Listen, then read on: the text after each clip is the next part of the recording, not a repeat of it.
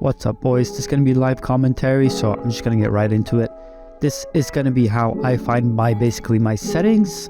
You can see here I have recorded aimbots on CS, and every time I shoot on the ground, then I'll be switching something up, either a mouse, a grip, or something like that. So we're going to start off here. I just woke up, so my aim is pretty shit, but whatever, it's a test. We're going to see here, as you can see, super light with the claw grip is what I'm trying out first. And usually I main the fingertip, but we're just going to keep it rolling and we're going to see. So what you're really looking for here is consistent patterns, basically, that you see. So with the super light here with the claw grip, I can mainly notice, and I've watched this before, so I know, when I flick to the target, I'm shaking a little bit. I'm a little shaky.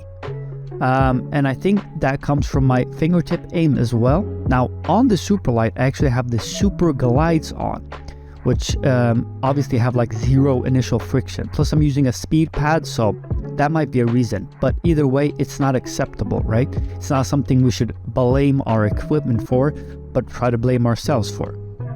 So anyway, I go about this for a little while. Now I shoot the ground and I switch. So this is adjusted fingertip, and I'll show you what that looks like on screen right now. And this isn't what I normally play again, but it's something I wanted to try out, mainly because I saw Shroud using it, but whatever. This is what that looks like. So you can immediately see the speed is back. And that's something really important that you need to focus on. And it's a consistency you need to see with, like, if you have different mice or different grip styles, try to see how good your speed is, because that's really important. The shakiness is still there if you slow the footage down, but it's not as severe. Now this is going to be me with normal fingertip, which is what I use all the time. This is my normal grip, basically.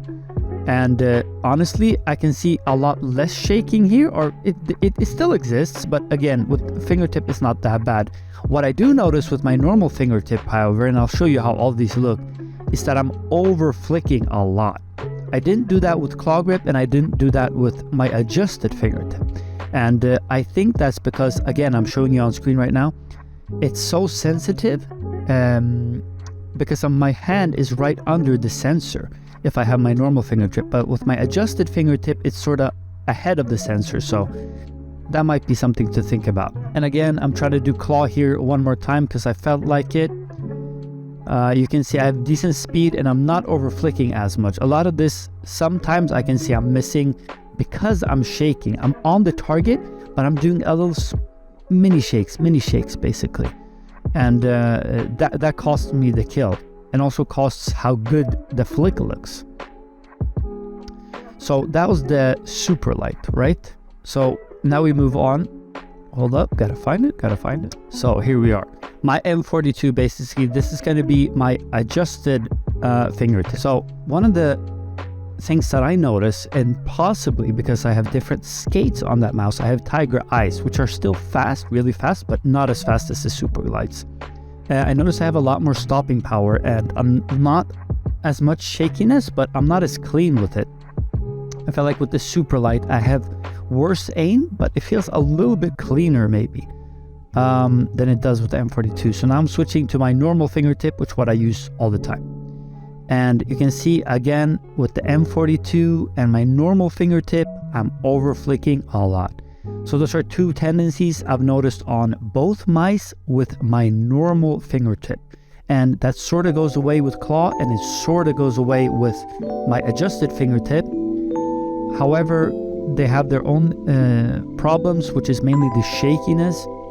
Of course, CS is a really accuracy-heavy game, so that might be reason why. In something like Apex, you wouldn't see that, but eventually it comes out in your aim, like it'll show up in your clips, basically.